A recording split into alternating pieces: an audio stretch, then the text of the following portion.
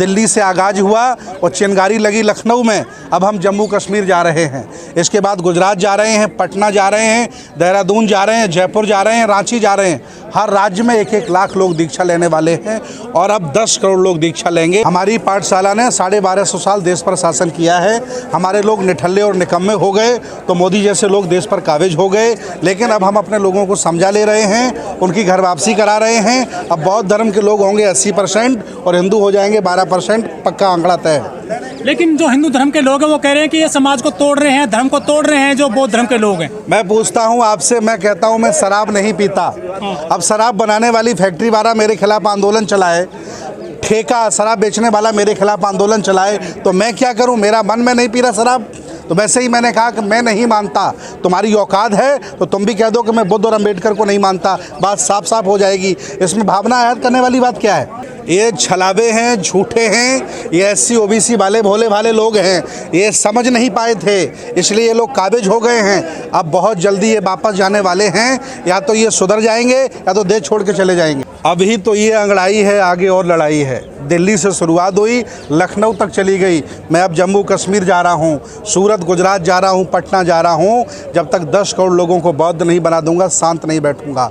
बौद्धों की संख्या होगी 80%, हिंदू अल्पसंख्यक हो जाएगा, तब इनके समझ में आ जाएगा कि हिंदू राष्ट्र होता है कि बौद्ध राष्ट्र होता है। हिंदू राष्ट्र से सर दिक्कत क्या है सर आपको? एक्चुअली ये नेचुरली देश धर्मनिरपेक्ष देश है। ये किसी मंदिर से नहीं चलता, किसी गीता पुराण से नहीं चलता, ये संविधान से चलता है। और संविधान की जो मूल भावना है वो धर्मनिरपेक्ष भारत की है। अलग अलग संस्कृति, अलग अलग भाषा, अलग अलग पहनावा, ये लोग कभी एक रंग में नहीं रख सकते हैं। ये अलग अलग भाषा और अलग अलग देश, अलग अलग रंग का देश है। मैं वही चाहता हूँ। जो लोग आरोप लगा रहे हैं वो अपना गिरेबां झाँकें। जब हमने उन्हें राजा बनाया तब उन्होंने चंद्रगुप्त मौर्य के खानदान के सर काटे। एक बार फिर राजा बनाया, श्रवणकोर में उन्होंने स्तन का हमसे कर लिया है, स्तन ढकने का।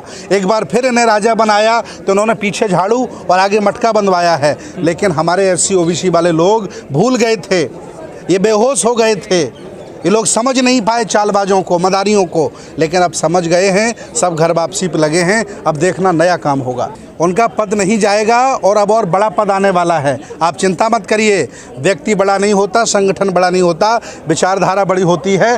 करोड़ों लोग बुद्ध के आंदोलन में, बाबा साहब के आंदोलन में चल पड़े हैं। अब होगा वो देखते रहिए। अकबर साहब के जो है सपोर्ट में नहीं आया गौतम जी की? कोई बात नहीं, उनको अपनी कुर्सी बचाने दो, मुझे देश बचाने दो। लड़ाई आमने सामने की होगी। मैं तो फ्री बिजली फ्री पानी का बहुत बड़ा विरोधी हूँ। मुझे शिक्षा फ्री दो ना, ये बिजली पानी खरीद लूँगा तुमसे।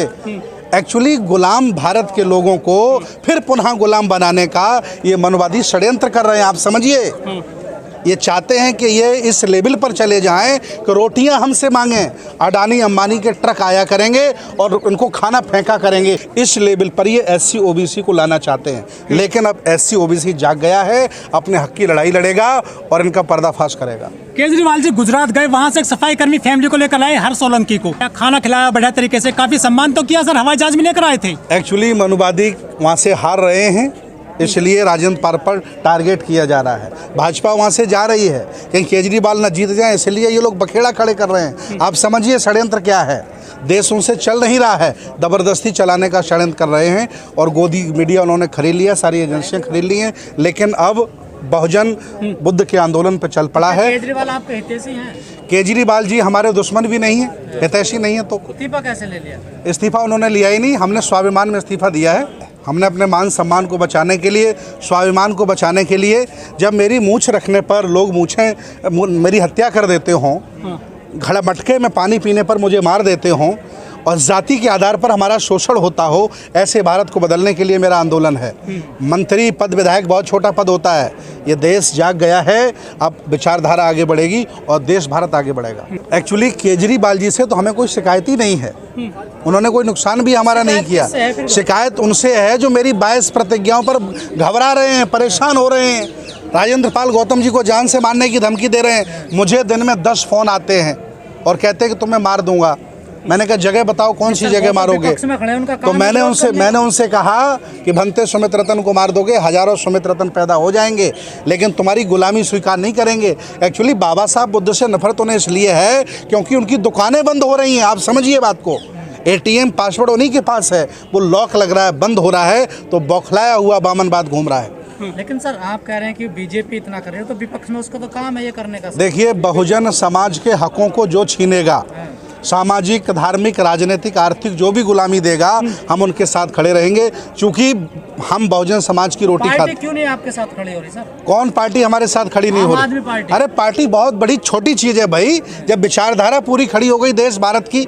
आज जितने अम्बेडकरवादी हैं, बुद्धिस्ट हैं, सब राजेंद्र पाल जी के साथ खड़े हैं, तो पार्टी तो बहुत छोटी चीज़ है। लेकिन सुमित रतन जी, एक भी आदमी नहीं आया आपके सपोर्ट में सर, गौतम जी के सपोर्ट में। चलिए, वो डर रहे होंगे, वो भी एक्चुअली उसी विचारधारा के लोग हैं, उनमें क्षमता नहीं है अभी खुल के बोलने की, लेकिन हम लोग बाबा साहब के शेर हैं, दहाड़ेंगे और इनसे जीतेंगे भी। कुछ लोग कह रहे हैं कि जो केजरीवाल जी वो भी संघी हैं। हाँ, वो खुद स्वीकार करते हैं, इसमें हमें कहने की ज़रूरत का, उन्होंने खुद स्वीकार किया है कि मेरा बचपन RSS में गुजरा है, तो हमें बार बार कहने की क्या ज़रूरत है? वो कह रहे हैं कि हम कृष्ण के वंशज हैं, कंसों को नहीं छोड़ेंगे। किसकी तरफ इशारा? कोई बात नहीं, वो जिसके वंशज हैं बने रहें, जो अच्छा कार्य करेगा, जो सबको लेकर के चलेगा, उसका साथ दिया जाएगा, और जो नफरत फैलाएगा, भारत को तोड़ेगा, उसको देश से भगाया जाएगा। हिंदू देवी देवताओं का अपमान सहा नहीं जाएगा। हिंदू देवी देवताओं का अपमान हुआ कब?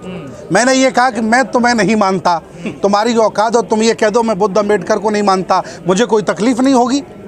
एक्चुअली तकलीफ उन्हें इस बात से है कि ये मेरी गिरफ्त से बाहर जा रहे हैं, ये SC OBC के गुलाम लोग, ये घर वापसी करके इनकी कस्टडी से, इनके मंदिर पे जो चढ़ावा चढ़ाते थे, ये गिरफ्त से बाहर निकल रहे हैं, ये तकलीफ है। लिया गया है या फिर दिया गया है? स्वाभिमान में इस्तीफा दे दिया है, स्वाभिमान में, क्योंकि विचारधारा बड़ी है, बाबा साहब का आंदोलन बड़ा है, पद बहुत छोटा होता है। लेकिन कहा जा रहा दबाव बनाया गया है राजेंद्र पाल गौतम। ये राजेंद्र पाल गौतम जी से पूछिए, मैं बौद्ध भिक्षु हूँ, मेरा काम है उनका सपोर्ट करना, क्योंकि राजेंद्र पाल गौतम जी विचारधारा को आगे बढ़ा रहे हैं, बाबा साहब के आंदोलन को आगे बढ़ा रहे हैं, हम लोग सब उनके साथ खड़े हैं। जी, तो समाज के रूप में तो नाराजगी होंगी ना केजरीवाल के प्रति? होगी या नहीं होगी, केजरीवाल जी खुद बताएंगे, राजेंद्र पाल गौतम जी बताएंगे। मुझसे आपको क्या पूछना है, हमसे पूछिए आप। क्यों आपको नहीं लगता नाराजगी है नहीं है? नहीं, मैंने तो उनसे बात नहीं की ना, मैं मिलने का समय मांगा हूँ, मिलने जाऊँगा अभी। देख रहे हैं ना जो लोग आज आए हैं, इतना बड़ा जो ये भीड़ आई है, आपको इसमें कुछ नजर नहीं आया कि नाराज है? देखिए, अगर नाराज होंगे तब भी वो कुछ बहुजन समाज का नहीं बिगाड़ लेंगे,